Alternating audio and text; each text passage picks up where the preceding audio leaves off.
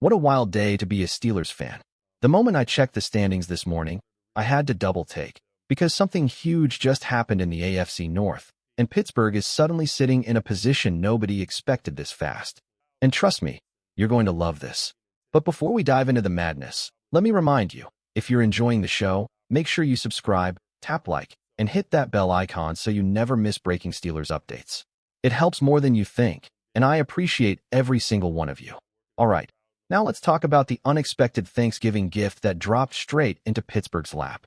While most people were busy with turkey, desserts, and family chatter, the playoff picture quietly flipped. And the biggest shock? Baltimore completely unraveled.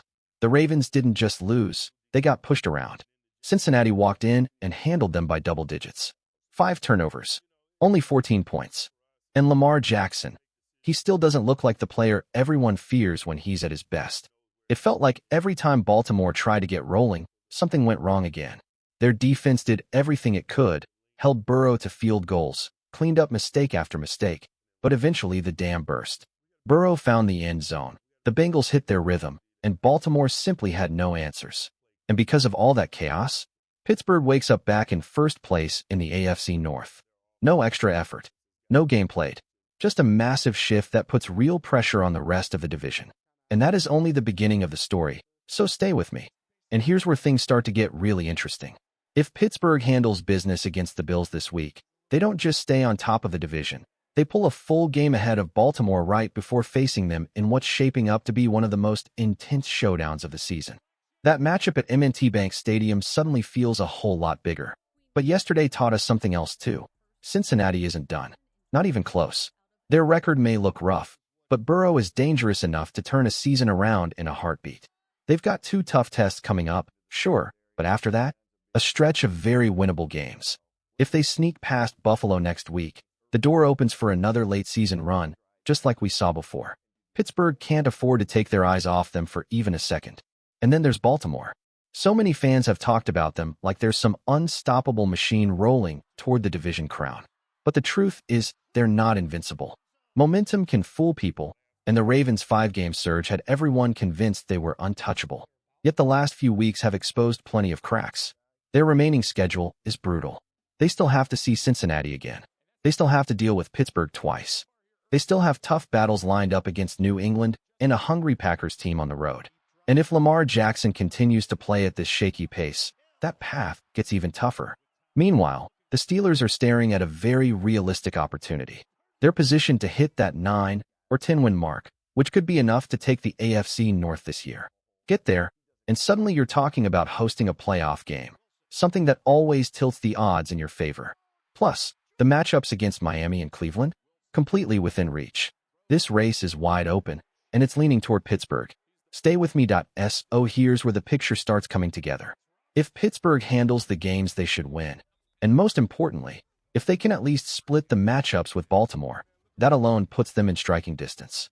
But imagine for a second they actually sweep the Ravens. Suddenly you're staring at a finish that pushes this team right up to that 10-win territory without it feeling like a fantasy. And honestly, I don't think beating Buffalo is impossible. I said it earlier this week, and I'll say it again. Pittsburgh has the tools to take that game. If they pull it off, the ceiling jumps even higher. Maybe you end up with 11 wins if everything falls perfectly. I'm not betting on a flawless 6-0 run to close the year, but a finish anywhere between 9 and 11 wins? That's not wishful thinking. That's a realistic window. And the craziest part? Any number inside that window could still win the AFC North. The Ravens' schedule is vicious. If they stumble against teams like the Patriots or Packers, slip in the division, and drop that Cincinnati rematch, 9 wins might actually take the crown.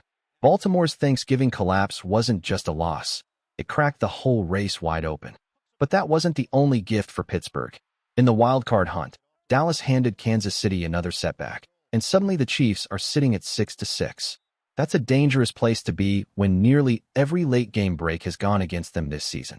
One more loss, and their playoff hopes start slipping fast. And if they fall out of the mix, that's one less team crowding the path for Pittsburgh. Now picture this scenario. If Pittsburgh and Baltimore both finish 10-7, the Steelers could still slide in front thanks to head-to-head tiebreakers against other AFC contenders. Kansas City finishing 9-8 only makes that path cleaner. But none of that compares to the headline moment. the one thing that put everything back in Steelers' control. Cincinnati took down Baltimore, and Pittsburgh jumped right back into first place in the AFC North, at least for now. Stay with me. The rest of this season is setting up like a story that refuses to give away its ending. Week after week, everything points to one thing. This division might be decided in the final chapter, Steelers versus Ravens at Acrisure Stadium. That game is starting to feel less like a regular season closer and more like a straight-up playoff battle. Winner walks away with a home postseason game. Loser might be watching January football from the couch.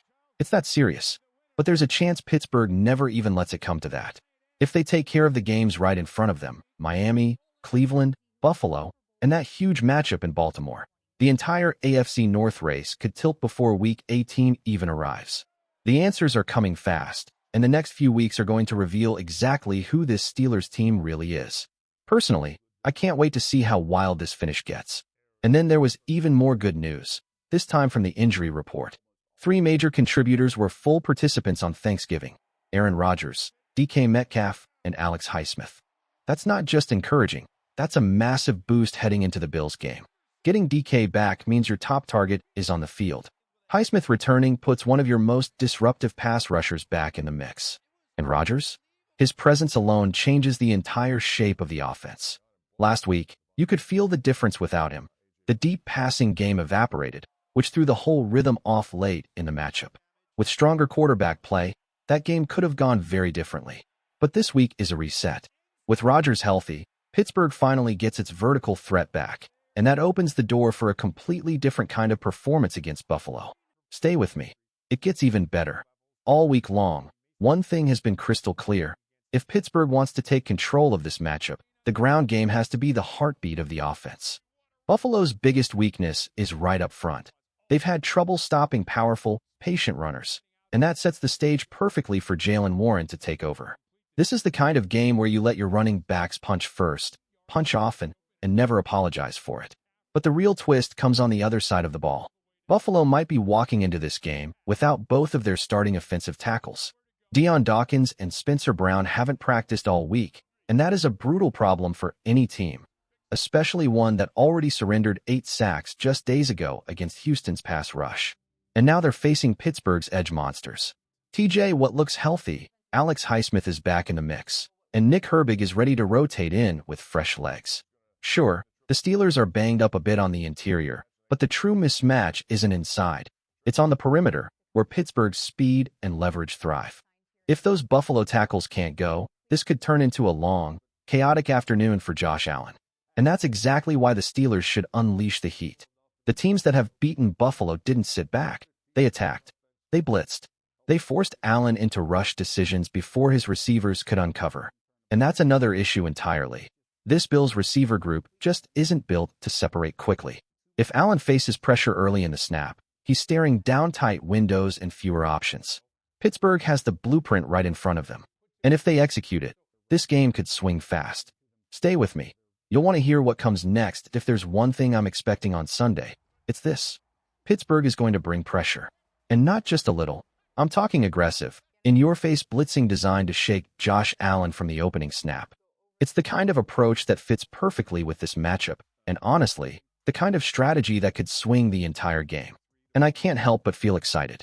Everything about this week points toward a matchup the Steelers should embrace, not fear. The weaknesses line up, the momentum feels right, and the opportunity is sitting there waiting to be taken. I'm rolling with Pittsburgh in this one. And if they pull it off, jumping to 7-5 becomes a turning point in a division that hasn't lived up to its usual standard. But here's where it gets even bigger. Beat the Bills, then take down Baltimore next week, and suddenly you're up 2 full games in the AFC North with 4 left to play. That's the kind of leverage teams dream about in December, the kind of advantage that can tilt an entire division race. Everything is still right there for this team.